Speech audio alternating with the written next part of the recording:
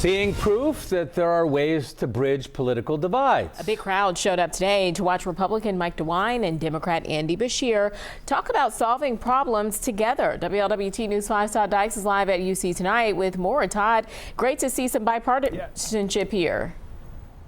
No question about it, Ashley, and good to see you guys. You know, a mix of about 400 students and politically interested people. Well, they have a lot to chew on tonight after listening to two governors from two different political parties talk about getting along and getting things done. For more than an hour this afternoon, Ohio's Republican Governor Mike DeWine and Andy Beshear, a Democrat who leads Kentucky, talked about bridging political divides. The thing in politics that I've always pushed back on is everything is pushed in this like diametrically opposed choose A or choose B type of proposition. We're not saying give up your principles. In fact, you need to keep your principles. It's not that you're giving up your principles, it's you're trying to figure out how you can actually take those principles and achieve something positive that you want, that you think is right. Today's dialogue took place at UC's Portman Center for Policy Solutions. Moderator and former U.S. Senator Rob Portman asked a variety of questions, including one about National Guard deployments to different cities to deal with issues related to crime.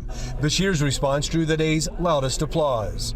The National Guard of one state should never be sent to another state where the governor does not want them and objects to them. So I feel very strongly about this, and I would feel just as strongly if the president was of a different party. After the forum, the governors talked about how their teams in Columbus and Frankfort are working together to get an actual bridge built, the Brent Spence Companion Project. I mean, they're working together literally every single day. And that kind of work prepared us for this moment when we should, be breaking ground next year.